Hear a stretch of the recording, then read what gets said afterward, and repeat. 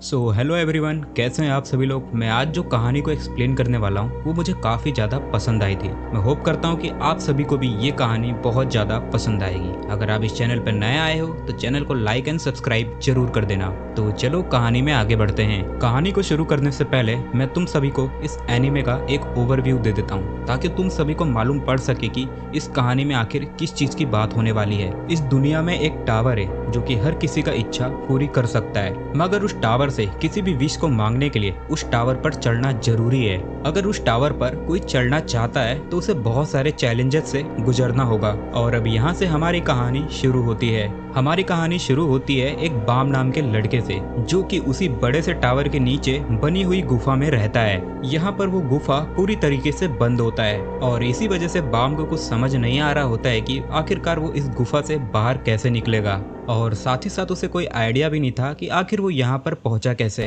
क्योंकि उसकी सारी मेमोरीज मिट चुकी थी। बस उसे इतना पता था कि उसे कैसे भी करके इस गुफा से बाहर निकलना है। इसीलिए वह उसी गुफा में रखे हुए कुछ पत्थरों को उठा करके एक पहाड़ टाइप बना करके उसके ऊपर चढ़ता है और दीवार के ऊपर छेद करने की कोशिश करता है। पर इस चीज में उसे बहुत ही ज्यादा मुश्किल हो रही थी क्योंकि अभी उसकी उम्र ज्यादा नहीं है। लेकिन वो हार नहीं मानता है और किसी तरह उस पत्थर के बीचों बीच एक छेद बना लेता है और उस होल से एक बहुत ही तेज लाइट निकल रही होती है। और तभी उसे वहां पर एक लड़की दिखाई देती है जो कि उसी की उम्र की होती है और उस लड़की का नाम रेचल है और वो भी उस गुफा के अंदर आ गई थी। यहाँ पर उसकी और बाम की दोस्ती हो जाती है। रेचल बाम को बताती है कि इस गुफा के ऊपर एक बहुत ही बड़ा टावर है और मेरा सपना है इस टावर के ऊपर चढ़ना, क्योंकि वहाँ आसमान में ऊपर चढ़ने के बाद उसे बहुत सारे स्टार्स दिखेंगे और वो बस यही चाहती है। लेकिन बाम को अभी इसमें से कुछ भी नहीं चाहिए था क्योंकि उसे एक बहुत ही अच्छी दोस्त मिल गई थी। साथ ही उस गुफा के ऊपर एक होल हो गया था जिसकी वजह से वो उस बाहर की दुनिया को देख पा रहे थे। बाम कहता है कि वो यहीं पर रहेगा और रेचल भी उसके साथ यहीं पर रहेगी। लेकिन क्या होता है, रेचल वहाँ से भागने लगती है और बाम उसे देख लेता है और बाम उसका पीछा करने लग जाता है। लेकिन रेचल बहुत दूर जा चुकी होती है। बाम जैसे तैसे करके रेचल को रोकता है और उससे पूछता है कि आखिर तुम कहाँ पर जा रही हो। रेचल बाम को बताती है कि उसका सपना यहाँ पर रुकना नहीं है बल्कि उसका सपना है उस टावर के ऊपर चढ़ना, इसलिए वो यहाँ पर नहीं रुक सकती। बाम को कुछ समझ नहीं आ रहा होता है कि आखिर वो करे क्या। लेकिन तभी वो देखता है कि रेचल अचानक से वहाँ से डिसअपीयर होने लग जाती है और धीरे धीरे वो वहाँ से गायब होने लग जाती है। अभी यहाँ पर बाम को कुछ भी समझ नहीं आया था। तभी इतने में ही बाम के सामने एक गेट ओपन हो जाती है जिसमें से एक बड़ा सा हाथ बाम की तरफ आ रहा होता है। बाम इस हाथ से बचने का कोशिश नहीं कर रहा होता है क्योंकि उसे मालूम है कि उसे यहाँ से आगे बढ़ना है जिससे कि वो रेचल को ढूंढ सके। हम देखते हैं कि बाम यहाँ से एक अजीब से दिखने वाले पर्सन से मिलता है। असल में ये खरगोश जैसा दिखने वाला बंदा इसी टावर का गार्जियन है। यहाँ पर इस खरगोश को बाम का नाम पता था जिसे देखकर बाम बहुत ही ज्यादा शॉक हो जाता है। लेकिन तभी वो सोचता है शायद उसे मेरा नाम रेचल ने बताया होगा। अब वो उस गार्डियन से रेचल के बारे में पूछता है, लेकिन वहाँ पर ये गार्डियन कहता है मैं तुम्हें यहाँ के बारे में कुछ भी नहीं बता सकता और अगर तुम्हें कुछ भी सवाल पूछना है तो तुम्हें सबसे पहले इस टावर के ऊपर जाना होगा और ये इतना आसान काम नहीं है। वो गार्डियन बाम को ये भी बताता है कि ये जो केज है उसके पीछे एक बहुत ही बड़ा मॉन्स्टर है और ये एक सी मॉन्स्टर है और इस मॉन्स्टर के आगे एक ब्लैक कलर का बॉल होता है। वो बाम से कहता है तुम्हें इस बॉल को कैसे भी करके डिस्ट्रॉय करना है और अगर तुम इस बॉल को डिस्ट्रॉय कर देते हो तुम इस फ्लोर को पार करके दूसरे फ्लोर पर पहुंच जाओगे और इसी तरह से कुछ चैलेंजेस को पार करने के बाद तुम उस टावर के ऊपर भी पहुंच सकते हो। फिर तुम्हें अपने सवालों के भी जवाब मिल जाएंगे। मगर बाम उसकी बातें सुन तो रहा था, बस उसे इतनी बात समझ आ गई थी कि उसे कैसे भी करके उस टावर के ऊपर जाना है। वो गार्डियन बाम को ये भी कहता है कि ये बहुत ही ज्यादा खतरनाक हो सकता है, तुम चाहो तो अपने प्लान को ड्रॉप कर सकते हो। लेकिन बाम वहाँ से भाग करके उस केज के सामने जाने लग जाता है। उतने में ही तभी एक लड़की आती है जो कि बाम के फेस पे एक लात मारती है और उसे नीचे गिरा देती है। वो बस बाम को ऊपर जाने से रोकना चाहती है क्योंकि बाम का उम्र अभी बहुत ज्यादा कम होता है और वो सी मॉन्स्टर बहुत ही ज्यादा बड़ा होता है। वैसे इस लड़की का नाम यूरी है और उसके साथ एक और लड़का था जिसका नाम गोल्ड है। हम लोग देखते हैं कि जो उनकी लैंग्वेज थी बाम को उनकी लैंग्वेज बिल्कुल भी समझ नहीं आ रही थी। लेकिन तभी गोल्ड अपने पास से एक गोल जैसी चीज निकालता है और उसके बाद बाम को उन सभी की बातें समझ आने लगी थी। गोल्ड और यूरी बाम से कहते हैं कि ये जगह बहुत ही ज्यादा खतरनाक है, तुम्हें आगे इस तरह नहीं जाना चाहिए, तुम्हारी उम्र भी अभी बहुत ज्यादा कम है और तुम्हें ये भी नहीं मालूम कि आगे तुम्हें किस किस मुसीबतों का सामना करना पड़ सकता है। वैसे बाम को बस किसी भी तरीके से आगे जाना था, इसलिए जो कि वो गार्डियन था वो यूरी से कहता है कि अगर तुम इस लड़के की मदद करना चाहती हो तो तुम उसे अपना तलवार दे सकती हो। शायद ये गार्डियन उस लड़की को जानता था। यहाँ पर वो किसी ब्लैक सोर्ड के बारे में बात कर रहे होते हैं। हम देखते हैं कि यूरी अपने पास से वो तलवार निकालती है। क्योंकि बाम बहुत ज्यादा क्यूट था इसलिए यूरी उसे तलवार ऐसे ही दे देती है, जबकि उसे पता था कि ये तलवार कोई मामूली तलवार नहीं है। बाम उस तलवार को ले लेता है और सीधा उस केस के अंदर जाने लग जाता है, पर वो उस मॉन्स्टर से बचते हुए उस बॉल की तरफ आगे बढ़ रहा था। लेकिन तभी इतने में ही वो मॉन्स्टर आगे आ जाता है और बाम को खा जाता है। मगर हम देखते हैं कि बाम अपनी तलवार की मदद से उस मॉन्स्टर के मुंह पर अटैक करता है और अंदर से बाहर निकल आता है। और अब यहाँ वो सीधा उस बॉल की तरफ पहुंच चुका था। बाम उस बॉल के ऊपर बार बार उस तलवार से अटैक कर रहा था, लेकिन वो बॉल को कुछ भी नहीं हो रहा था। बाम बहुत ही ज्यादा कोशिश कर रहा था, मगर इतने में हम लोग देखते हैं कि वो मॉन्स्टर वापस से आकर के बाम के ऊपर अटैक कर देता है। बाहर से गोल्ड आवाज लगाता है कि बाम को अपने तलवार के पावर का यूज करना चाहिए, लेकिन बाम कुछ भी करके उस पावर को यूज नहीं कर सकता था, क्योंकि यहाँ पर यूरी बताती है कि तलवार की जो स्पिरिट है वो बाम की बात बिल्कुल भी नहीं सुनेगी। और बाम जैसे ही कुछ बोलता है अचानक से वो स्पिरिट बाहर आ जाती है। क्योंकि बाम बहुत ही ज्यादा क्यूट था इसलिए वो स्पिरिट बाम की मदद करने के लिए तैयार हो जाती है। उसकी पावर की मदद से बाम आसानी से उस बॉल को तोड़ देता है और आसानी से उस फ्लोर को पार कर जाता है। और ये देखकर यूरी और गोल्ड बहुत ही ज्यादा शॉक हो जाते हैं। और इसके बाद यूरी भी यहाँ से आगे बढ़कर नेक्स्ट फ्लोर पर जाने लग जाती है, लेकिन तभी वो गार्डियन उसे रोक देता है और इससे पहले वो गार्डियन उस मॉन्स्टर को खत्म कर देता है। वैसे इसके बाद उन दोनों के बीच क्या बात हुई ये हमें यहाँ पर नहीं बताया जाता है, क्योंकि अब हम लोग सेकंड फ्लोर पर आ चुके होते हैं। यहाँ पर आकर हम लोग देखते हैं कि जो ये फ्लोर है वो पिछले वाले फ्लोर से काफी ज्यादा अच्छा होता है। और बाम इस जगह को देखकर बहुत ही ज्यादा हैरान था, क्योंकि अभी तक वो कभी भी अपने गुफा से बाहर नहीं निकला था। लेकिन अभी ये टाइम नहीं था ये सब चीजें एंजॉय करने का। उसके सामने एक डब्बा दिखाई देता है, उस डब्बे से बहुत ही तेज लाइट निकल रही थी। यहाँ पर बाम को इस फ्लोर के बारे में पता चलता है। असल में यहाँ पर टोटल 400 लोग हैं जो कि इसे पार करने के लिए यहाँ पर आए थे। इन्हें यहाँ पर कुछ करना नहीं है, बस इन्हें यहाँ पर आपस में लड़ना होगा। और आखिर में जो 200 लोग बचेंगे वो लोग यहाँ से नेक्स्ट फ्लोर पर जाएंगे और आगे के लेवल पर पहुँच जाएंगे। अब यहाँ पर सेकंड फ्लोर का सेकंड लेवल स्टार्ट हो चुका था। बाम भाग रहा था क्योंकि वो यहाँ पर किसी से भी लड़ना नहीं चाहता था। तभी बाम के सामने एक बहुत ही बड़ा खतरनाक इंसान आ जाता है जो कि देखने में काफी ज्यादा खतरनाक लग रहा था। और तभी वहाँ पर एलिगेटर टाइप का एक क्रिएचर वहाँ पर आ जाता है। उसका नाम राख होता है और वो यहाँ पर बाम के ऊपर हमला करने वाला था। और यहाँ पर बाम की मुलाकात एक और लड़के से होती है जिसका नाम खून था। वो लड़का यहाँ से चुपचाप जाने लग जाता है, लेकिन तभी वो बाम के पास वो ब्लैक स्वॉर्ड देखता है। उस तलवार पर कुछ निशान था इसलिए वो देखकर समझ जाता है कि वो ब्लैक स्वॉर्ड है और वो वापस से पीछे आता है और वो उस एलिगेटर से बाम को बचा लेता है। इसके बाद अब वो दोनों यहाँ से साथ में निकल रहे होते हैं और खून बाम से ये भी पूछता है कि आखिरकार उसके पास ये लेजेंडरी स्वॉर्ड कहाँ से आई। तो बाम उसे सब कुछ सच सच बता देता है कि ये तलवार उसे यूरी नाम की एक लड़की ने दिया है और वो भी सिर्फ उसकी मदद करने के लिए, जिससे कि बाम जिसे ढूंढ रहा है वो उसे मिल सके।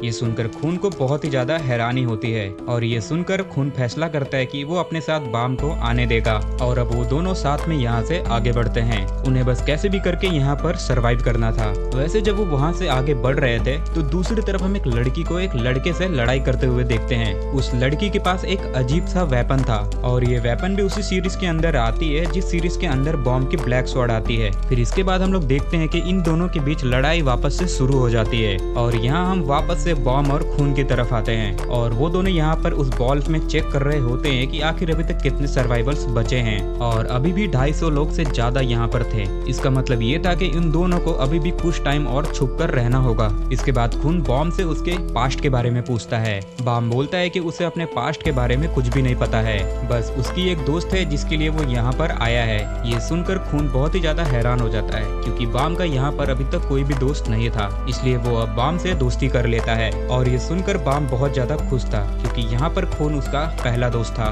वैसे यहाँ पर खून बॉम्ब को समझाता है कि तुम बहुत अच्छे इंसान हो, तुम्हें इस जगह पर सभी की बात मानने की जरूरत नहीं है और साथ ही साथ इस टावर्स के यहाँ पर कुछ रूल्स है, तुम्हें यहाँ पर हर चीज मानने की जरूरत नहीं है और तुम्हें अपनी मर्जी से रूल बनाने हैं। लेकिन तभी उनके ऊपर रैक हमला कर देता है और जैसे ही रैक उनके ऊपर हमला करता है तो हम देखते हैं यहाँ पर टाइम खत्म हो जाता है और यहाँ पर सिर्फ 200 सर्वाइवल्स बचे हुए थे। और साथ ही साथ ये अनाउंसमेंट होता है कि अब किसी ने भी किसी के ऊपर हमला किया तो यहाँ से वो डिस्क्वालीफाई हो जाएगा। और ये बात सुनकर कोई भी किसी के ऊपर पर हमला नहीं कर रहा था। और इस तरफ हम लोग देखते हैं कि जो लड़का और लड़की यहाँ पर फाइट कर रहे थे वो भी अब रुक जाते हैं और आपस में हाथ मिला लेते हैं, क्योंकि वहाँ पर एक और लड़का आ गया था। वो उन्हें समझाता है कि अब लड़ने से कोई फायदा नहीं है, वैसे भी यहाँ पर 200 लोग बचे हुए हैं। इसके बाद वहाँ पर एक और अनाउंसमेंट होती है जहाँ पर बताया जाता है कि सभी को 3-3 की टीम बनानी होगी और जो भी 3 लोगों का टीम नहीं बनाएगा उसे भी यहाँ से डिस्क्वालीफाई कर दिया जाएगा और ये 3 लोगों की टीम यहाँ से 3rd फ्लोर पर जाएगी। और ये बात सुनकर सभी लोग बहुत ही ज्यादा हैरान थे, क्योंकि थोड़ी देर पहले ये सभी लोग आपस में लड़ रहे होते हैं और उन्हें आपस में दोस्ती करनी है।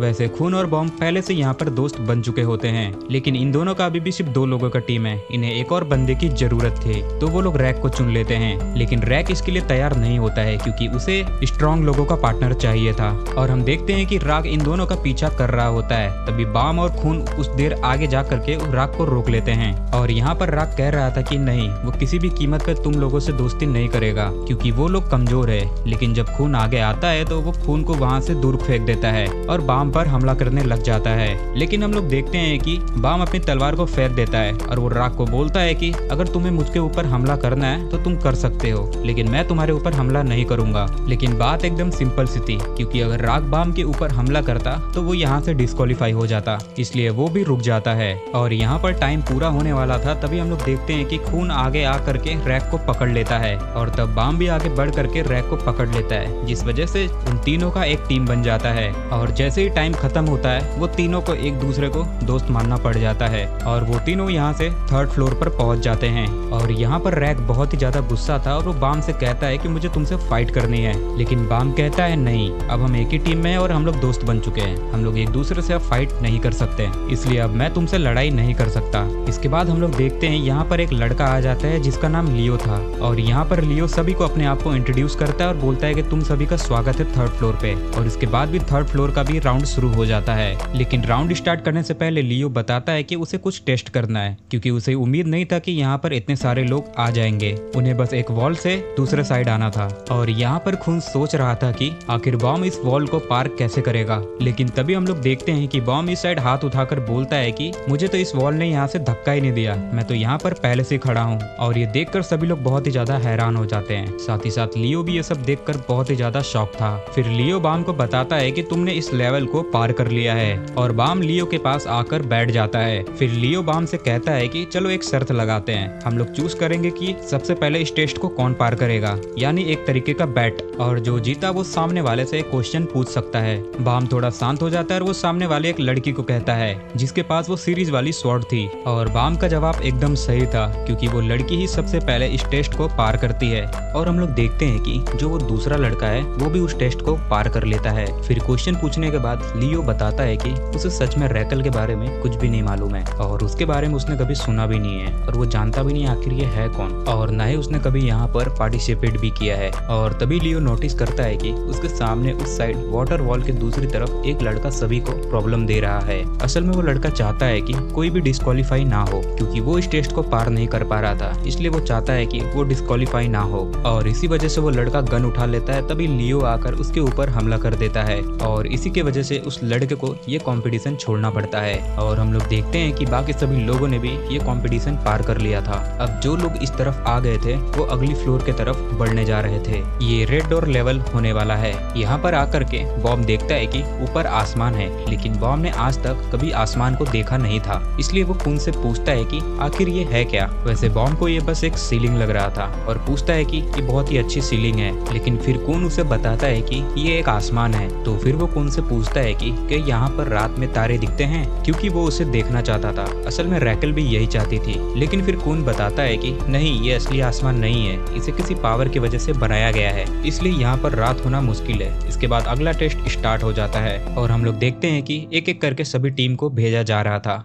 और यहाँ पर ऐसे ही बॉम की टीम बैठी हुई थी और सोच रहे थे कि आखिर यहाँ पर हो क्या रहा है, क्योंकि सामने एक बॉल थी जिसमें 10 मिनट का टाइमर लगा था। उन्हें पता नहीं था कि आखिर ये टाइमर किस वजह से लगा है। तभी वहाँ पर एक आदमी आता है जिसका शक्ल एकदम बैलून जैसा था और वो बताता है कि मुझे सब कुछ मालूम है कि आखिर इस टेस्ट में आगे क्या होने वाला है। और ये सुनकर बॉम उससे पूछता है कि आखिर क्या होने वाला है। तो वो आदमी उन लोगों को बताता है कि शायद तुम लोग को अंदर जा करके परेशान किया जाएगा और अगर तुम चीखे तो तुम हार जाओगे, इसीलिए तो उन्होंने टाइमर लगा रखा है। और तभी अचानक से वो खून के बारे में बात करने लग जाता है जैसे उसे खून के फैमिली के बारे में सब कुछ मालूम हो। और जैसे ही खून उसकी बातें सुनता है वो उसके ऊपर अचानक से हमला कर देता है और बॉम उसे रोक देता है क्योंकि वो अभी भी वेटिंग एरिया में थे। अगर उन्होंने किसी से लड़ाई किया तो ये इस गेम से डिस्क्वालीफाई भी हो सकते हैं। और जब टेस्ट में इनकी बारी आती है तो वो तीनों यहाँ से अंदर जाने लग जाते हैं और फिर उन्हें टेस्ट के बारे में समझाया जाता है। यहाँ पर बहुत सारे दरवाजे थे और उनके पास टोटल 10 मिनट का टाइम है और उनको इन्हीं में से एक दरवाजे को चुनना है टाइम खत्म होने से पहले। और वो सभी लोग बहुत ही ज्यादा परेशान हो जाते हैं क्योंकि इतने कम टाइम में वो सही दरवाजा कैसे चुनेंगे और उनके पास सिर्फ एक ही चांस है और अगर उन्होंने गलत दरवाजा को चुना तो उन्हें डिस्क्वालीफाई कर दिया जाएगा।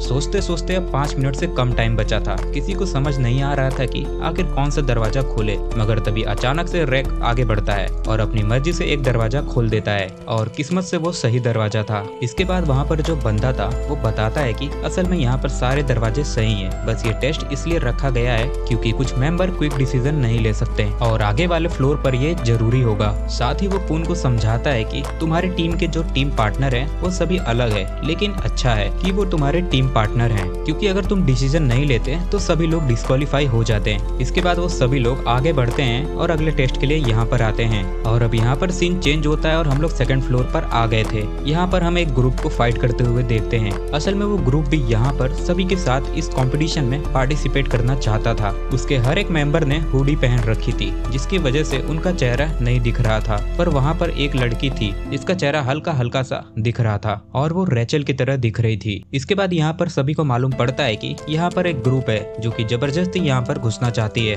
और इस कंपटीशन में हिस्सा लेना चाहती है, लेकिन उसके ग्रुप का परफॉर्मेंस देखकर फैसला किया जाता है कि उसे भी इस कंपटीशन में हिस्सा दिया जाएगा। इसके बाद हम लोग देखते हैं कि अगला टेस्ट भी स्टार्ट होने वाला था। टेस्ट एकदम सिंपल था। सामने एक थ्रोन रखा हुआ है जिसके ऊपर हर टीम का सिर्फ एक मेंबर बैठ सकता है। अब जैसे ही एक टीम का मेंबर उस पर बैठेगा और उसके ऊपर एक क्राउन रहेगा और बस उसे उस क्राउन को प्रोटेक्ट करना है और बाकी के जो 2 मेंबर रहेंगे वो बाकी के टीम को रोकेंगे उस क्राउन को लेने से। और सबसे पहले इस टेस्ट में पार्टिसिपेट करने के लिए वही लड़की आती है जिसके पास वो सीरीज स्वॉर्ड थी और उसका नाम इनोक है। वहाँ पर वो और उसके ग्रुप यहाँ पर आ चुके थे और इनोक ने इस वक्त उस क्राउन को पहना हुआ था और अब जो सामने वाले ग्रुप आते हैं उस क्राउन को लेने के लिए उसे वो लोग बहुत ही आसानी से हरा देते हैं। और इसके बाद हम लोग देखते हैं कि लियो वहाँ पर अनाउंस करता है कि अब अगला ग्रुप यहाँ पर आ सकता है और अगले चैलेंजर के तौर पर 2 ग्रुप यहाँ पर एक साथ आ गए थे और इन्हें भी उन लोगों ने आसानी से रोक लिया था। वैसे तभी अचानक से बॉम्ब की ग्रुप भी आगे बढ़ती है तो जैसे ही नॉक बॉम्ब के हाथ पर उस ब्लैक स्वॉर्ड को देखती है वो तुरंत उसके ऊपर हमला कर देती है, मगर इतने में ही वहाँ पर लियो आ गया था और उसने नॉक को रोक दिया था। लियो उसे समझाता है कि तुम ऐसे ही किसी पर हमला नहीं कर सकती जब तक कि वो यहाँ पर आकर चैलेंज ना करे और इसी वजह से एनॉक को डिस्क्वालीफाई कर दिया जाता है और उसके साथ उसका पूरा ग्रुप भी यहाँ से डिस्क्वालीफाई हो गया था। लेकिन वो इस कंपटीशन से डिस्क्वालीफाई नहीं हुए थे बल्कि सिर्फ ये एक एक्स्ट्रा टेस्ट है तो इसलिए यहाँ पर उन्हें इस गेम से बाहर नहीं निकाला जाएगा, बस अब वो इस टेस्ट को पूरा नहीं कर पाएंगे। अब टेस्ट वापस से कंटिन्यू होता है और हम लोग देखते हैं कि क्राउन को फिर से थ्रोन के ऊपर रख दिया गया था। इस वक्त बहुत सारे लोग एक साथ टेस्ट में पार्टिसिपेट कर रहे थे लेकिन उन सब में खून सबसे तेज था। वो आगे बढ़कर तुरंत ही क्राउन उठा लेता और अब वो लोग लीड कर रहे थे, बाकी सब उनके ऊपर हमला कर रहे थे। यहाँ पर हुडी वाला ग्रुप भी आ चुका था। बॉम उस लड़की का चेहरा हल्का सा देखता है तो उसे रैकेल जैसे दिखती है, लेकिन जैसे ही वो उसे आवाज लगाता है तो आवाज का जवाब नहीं देती। इस वजह से बॉम को लगता है कि शायद उसे गलत फैमिली हुई है। इसके बाद गेम कंटिन्यू होता है और हम लोग देखते हैं कि खून के पास एक सूटकेस है जिसके अंदर वो जिस भी चीज की चाहे अनलिमिटेड कॉपीज क्रिएट कर सकता है। तो यहाँ वो क्राउन की कई सारी कॉपीज बनाकर फैला देता है और असली क्राउन बॉम्ब को पहना देता है। बॉम्ब थ्रोन पर बैठा होता है और सब बॉम्ब के ऊपर ही अटैक करने के लिए आते हैं क्योंकि उन्हें पता था कि असली क्राउन बॉम्ब के पास होगा। और आगे हम लोग देखते हैं कि सामने 3 ग्रुप्स थे। 2 ग्रुप्स आपस में हाथ मिला लेते हैं क्राउन को छीनने के लिए, मगर तीसरा ग्रुप उनके साथ हाथ नहीं मिलाता। बॉम्ब का ग्रुप फाइट करता है लेकिन तीसरा ग्रुप दोनों ग्रुप्स को हरा देता है। तब हमें पता चलता है कि सेकंड फ्लोर पर ये तीसरे ग्रुप पहले ही बॉम्ब से हाथ मिला चुका था। इस वजह से ये लोग ऑलरेडी दोस्त थे, बस ये बात अभी तक रेवेल नहीं हुई थी। लेकिन अब दिक्कत ये होती है कि दूसरे ग्रुप की मदद करने की वजह से तीसरा ग्रुप भी यहाँ से एलिमिनेट हो जाता है और डिस्क्वालीफाई हो जाता है। इस वजह से बॉम्ब का ग्रुप अब अकेला रह जाता है। अब यहाँ पर 3 और ग्रुप्स एंटर करते हैं, एक हुडी वाला ग्रुप और 2 और पावरफुल ग्रुप। जो तीसरा ग्रुप था वो दूसरे ग्रुप को हरा देता है, इसलिए वहाँ सिर्फ 3 ग्रुप्स बचते हैं, बॉम्ब का ग्रुप, हुडी वाला ग्रुप और तीसरा वाला ग्रुप। तीसरे ग्रुप में एक लड़की होती है जिसके चेहरे पर मार्क्स होता है। वो तुरंत तुरंत बॉम्ब की तरफ अटैक करने के लिए आगे बढ़ती है, लेकिन रॉक उसे रोक लेता है। फिर वो रॉक को अलग कर देती है और इसी वजह से हुडी वाली लड़की नीचे गिर जाती है। उसका चेहरा देखते ही हमें पता चल जाता है कि वो कोई और नहीं बल्कि रैकेल होती है। जब वो मार्क्स वुमेन अटैक कर रही होती है तो अटैक सीधा रैकेल को लगने वाला होता है, लेकिन उसी मोमेंट बॉम्ब आगे आ जाता है और इसी वजह से अटैक बॉम्ब को लगता है और उसके सर से बहुत ही ज्यादा खून निकलने लग जाता है। पर अब अचानक से उसकी ब्लैक स्वॉर्ड की पावर एक्टिवेट हो जाती है। वो तुरंत खड़ा होता है और तलवार उठाकर उसके ऊपर अटैक करता है। इसी वजह से वो मास्क्ड वाली वुमेन नीचे गिर जाती है। बॉम्ब उस पर फाइनल अटैक करके उसे खत्म करने वाला होता है, लेकिन इतने में ही टाइम रुक जाता है। असल में ये ब्लैक स्वॉर्ड की स्पिरिट पावर होती है। वो बाहर आकर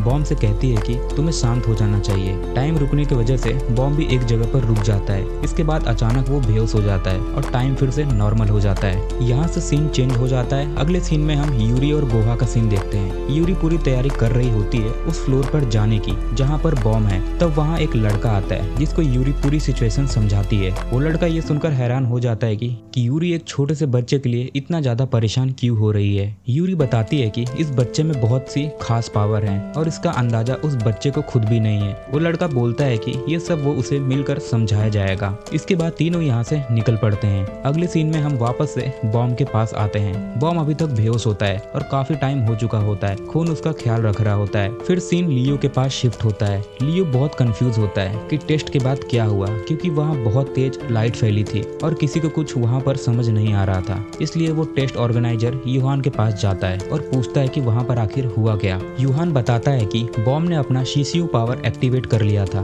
सीसीयू पावर असल में इंटरनल एनर्जी होती है जो हर किसी में एक्टिवेट नहीं होती। इसमें बहुत टाइम लगता है, पर किसी तरह बॉम्ब ने वो एनर्जी एक्टिवेट कर लिया था, जिसके वजह से क्राउन डिस्ट्रॉय हो गया। इसीलिए किसी को विनर नहीं माना गया। लियो ये भी पूछता है कि हमने ये टेस्ट किया है क्यों, जब किसी को एलिमिनेट ही नहीं करना था। यूहान बताता है कि ये सब हुडी वाले ग्रुप के कारण हुआ, उनके पावर्स देखने के लिए, लेकिन कोई रिजल्ट नहीं निकला क्योंकि हुडी वाला ग्रुप यानी राकेल वाला ग्रुप ने अपनी पावर्स यूज ही नहीं की। उन्हें क्राउन में कोई इंटरेस्ट ही नहीं था। लियो जितना पूछना चाहता था उतना यूहान ने जवाब नहीं दिया था। इसी वजह से लियो को थोड़ा डाउट आता है। जब वो वहाँ से जा रहा होता है तब उसे समझ आ जाता है कि बॉम्ब ने सीसीयू पावर एक्टिवेट नहीं किया था, बल्कि सीसीयू पावर खुद बॉम्ब का हेल्प कर रही थी। इसी वजह से यूहान को भी थोड़ा हैरान था कि आखिर बात क्या है। अब हम लोग वापस से बॉम्ब और खून के पास आते हैं। यहाँ पर 3 दिन बीत चुके होते हैं। खून बॉम्ब से कह रहा होता है कि तुम्हें उठना होगा क्योंकि कल हमारा टेस्ट है। अगर तुम नहीं उठे तो तुम्हें डिस्क्वालीफाई कर दिया जाएगा। पर बॉम्ब कुछ नहीं सुन पा रहा होता है क्योंकि वो बेहोश होता है। तब रैकेल बाहर से अंदर आती है।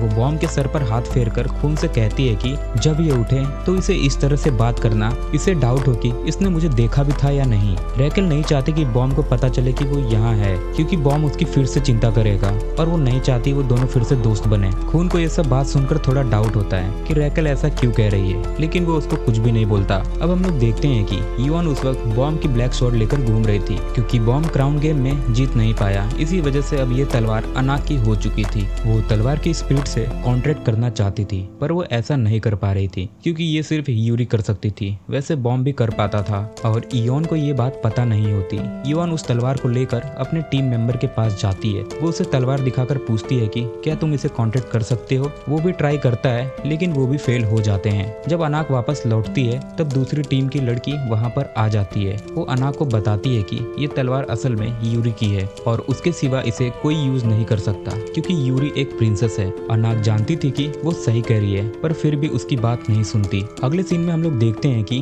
बॉम्ब को होश आ चुका था। खून उसे बताता है कि उसे बेहोश हुए पूरे 3 दिन हो चुके थे और कल टेस्ट होने वाला है। अगले सीन में हम लोग टेस्ट के दिन में देखते हैं सारे सिलेक्टेड लोग एक साथ बैठे होते हैं और उन्हें बताया जाता है कि अगला टेस्ट 5 टीम में बटेगा। टीम में मेंबर्स की एग्जैक्ट गिनती फिक्स नहीं होगी। हर ग्रुप को अलग अलग टैग दिया जाएगा और उस टैग के हिसाब से ही मेंबर्स ऐड होंगे उनकी एबिलिटीज के बेस पर। यह हमें पता चलता है कि बॉम्ब और खून दोनों अलग अलग ग्रुप्स में होंगे क्योंकि उनकी एबिलिटीज अलग है। ये 5 ग्रुप्स बाद में बैटल नहीं करेंगे। बॉम्ब को 5th ग्रुप में रखा गया था, ऐसे लियो ने डिसाइड किया था, क्योंकि बॉम्ब सीसीयू पावर को कंट्रोल कर सकता है। वो पहले भी करके दिखा चुका था। 5th ग्रुप सीसीयू पावर के लिए बनाया गया है। बॉम्ब के ग्रुप का नाम वेव कंट्रोलर होता है। बॉम्ब को कहा जाता है कि उसे 2 और दिन रेस्ट करना चाहिए, क्योंकि वेव कंट्रोलर ग्रुप में सीसीयू पावर सिखाई जाएगी। सीसीयू यूज करने के लिए इंटरनल एनर्जी बहुत जरूरी होती है, जो बॉम्ब के पास अभी कम थी। 2 दिन के रेस्ट के बाद बॉम्ब उठता है। तब खून आता है और उसे बताता है कि जिस लड़की की उसने हेल्प की थी वो रैकेल नहीं थी, वो कोई और था। बॉम्ब ये सुनकर थोड़ा उदास हो जाता है। तब खून उसे नए कपड़े देता है और कहता है कि तुम्हारे पुराने कपड़े उस वक्त चोट लगने की वजह से खराब हो गए थे, अब तुम ये नए कपड़े पहन लो, और वैसे भी आज से तुम्हारे ग्रुप का ट्रेनिंग शुरू होने वाला है, तो तुम टाइम पर पहुंच जाना और लेट मत होना। इसके बाद बॉम उस रूम के पास भी जाता है जहाँ पर रैकेल थी, लेकिन उस रूम पर अलग नाम लिखा होता है क्योंकि रैकेल ने अपना नाम छुपा लिया था। बॉम दरवाजे को खटखटाने वाला ही होता है, पर फिर वो डिसाइड करता है कि वो अंदर नहीं जाएगा। उसे लगता है कि शायद वो सच में कोई और हो। इसके बाद वापस से बॉम अपने क्लास में जाता है। क्लास में उसे पता चलता है कि टीचर का नाम ह्यूगा है। वहाँ जितने भी लोग सिलेक्टेड हुए थे उनमें से सिर्फ एक ने अभी तक कॉन्ट्रैक्ट साइन किया था। शिशु पावर को कंट्रोल करने के लिए एक कॉन्ट्रैक्ट साइन करना पड़ता है जो किसी दूसरे वर्ल्ड के क्रीचर के साथ होता है। ह्यूगा सबसे कहती है कि अब उन्हें भी यही प्रोसेस करना होगा। अब यहाँ पर हम लोग बॉम को देखते हैं जो दूसरे वर्ल्ड में एक बहुत बड़े जायंट स्नेक क्रीचर के सामने था। वैसे तो वो क्रीचर बहुत ज्यादा पावरफुल लग रहा था और वो कभी भी एक बच्चे को नहीं चुनता, लेकिन उसे बॉम में कुछ खास बात दिख रही थी। इसी वजह से वो उसके साथ कॉन्ट्रैक्ट साइन करने के लिए हाँ कर देता है। उस स्नेक क्रिएचर की पावर इतनी ज्यादा थी कि इसकी वजह से बॉम बहुत ज्यादा थक गया था। ऐसा लग रहा था जैसे उसकी सारी एनर्जी उसी कॉन्ट्रैक्ट में चली गई हो और वो अब बहुत ही ज्यादा वीक महसूस कर रहा था। जब वो थोड़ा सा ठीक होता है तो आसपास देखता है कि बाकी सभी के साथ ये चीजें नहीं हुई थी। सभी ने अपना अपना कॉन्ट्रैक्ट साइन कर लिया था। वैसे अब उनके क्लास यहीं पर पूरी होती है। वो सभी वापस लौट रहे थे। हम देखते हैं कि वहाँ पर एक लड़की भी जा रही थी। बॉम उसे रोकता है और उसे सॉरी कहता है क्योंकि जब वो क्राउन वाले गेम चल रहा था तो वहाँ पर एक मास्क वाली वुमेन भी थी जिस पर बॉम ने हमला कर दिया था। उसी बीच इस लड़की को थोड़ी सी चोट लग गई थी, पर यहाँ लड़की थोड़ी एटीट्यूड वाली थी। इस वजह से वो बॉम के सवालों का जवाब नहीं देते हुए बिना कुछ कहे वहाँ से चली जाती है। वैसे अब उनकी टीम की एक मेंबर जिसका नाम हुआ है वो वहाँ पर आती है और बॉम से कहती है कि ये लड़की ऐसी ही है, तुम इसकी चिंता मत करो, वो दूसरों से ज्यादा बात नहीं करती। और अब यहाँ पर बॉम हुआ का दोस्त बन गया था। बॉम वहाँ से वापस लौटता है और जब वो अपने रूम में आता है तो वो खून से बात करता है क्योंकि राग यहाँ पर नहीं था। खून उसे बताता है कि असल में राग जिस ग्रुप में है उस ग्रुप की ट्रेनिंग अभी भी चल रही है। हालांकि ट्रेनिंग अब तक पूरी हो जानी चाहिए थी, लेकिन राग के साथ जो उसका टीम मेंबर है वो उसी हुडी वाले ग्रुप में था, यानी कि वो रैकेल का टीम मेंबर था। उसे भी वही सेम ग्रुप मिला था और वो बहुत ज्यादा स्ट्रॉन्ग है। इसी वजह से राग उससे हारना नहीं चाहता है और वहाँ पर जिस तरह की ट्रेनिंग चल रही थी राग उसमें कंपटीशन कर रहा था और उसे इसी चीज में देरी हो गई थी। वैसे वो जब बात कर रहे थे तभी वहाँ पर दूसरे ग्रुप के दो लड़के आते हैं। वो यहाँ पर बॉम से दोस्ती करना चाहते हैं। वो यहाँ पर बताते हैं कि असल में उन्हें टास्क दिया गया है कि उन्हें 9 लोगों से दोस्ती करनी है और इसके बदले उन्हें कुछ पॉइंट्स मिलेंगे और उन पॉइंट से वो यहाँ पर खाना या कुछ और भी चीज खरीद सकते हैं। अब बॉम भी उनके साथ दोस्ती करने के लिए हाँ कर देता है और उनके साथ कैंटीन चला जाता है। खून भी उसके साथ ही गया था। हम लोग देखते हैं कि वहाँ पर जाकर उनकी मुलाकात होती है उस लड़की से जो इनोक को समझा रही थी कि असल में ब्लैक स्वॉर्ड यूरी की है, इसलिए वो कंट्रोल नहीं कर सकती। वो लड़की भी उनके साथ बैठ जाती है और वहाँ पर खाना खाने लगती है, लेकिन इतने में ही इनोक भी वहाँ पर आ चुकी थी और यहाँ पर बॉम इनोक के हाथ में वो तलवार देखता है और कहता है कि शायद तुम भी प्रिंसेस हो, तभी तुम इस तलवार को रख पा रही हो और इसका मतलब है तुम यूरी की सिस्टर होगी। लेकिन यहाँ पर वो जो दूसरी लड़की है वो बताती है कि असल में जो प्रिंसेस है वो आपस में असली सिस्टर्स नहीं है, बल्कि उन सभी को चुना गया था और ये सभी लोग बेस्ट फैमिली से आती हैं। ये बात सुनकर बॉम थोड़ा हैरान था। वैसे इससे तुम्हें भी थोड़ी कंफ्यूजन हो सकती है, लेकिन कुछ देर बाद हम इसे पूरे डिटेल में जानेंगे कि आखिर इन लोगों को प्रिंसेस क्यों कहा जा रहा है और ये लोग ब्लड से रिलेटेड नहीं है, पर फिर भी ये आपस में सिस्टर कैसे बनी। वैसे अब इसके बाद एक अगला टेस्ट स्टार्ट होने वाला था और ये सभी के लिए नहीं था, बस कुछ लोगों के लिए था। यहाँ पर एक बहुत बड़ा एरिया था और हम लोग देखते हैं कि वहाँ कुछ ब्लॉक टाइप की गोल चीजें बनाई गई थी जिस पर उनकी फाइट होगी और आसपास नीचे बहुत गहरी खाई टाइप की जगह थी और जो भी उसमें गिरता वो डिस्क्वालीफाई हो जाएगा, सिर्फ गेम से नहीं बल्कि पूरे टेस्ट से। तो यहाँ पर हम लोग देखते हैं कि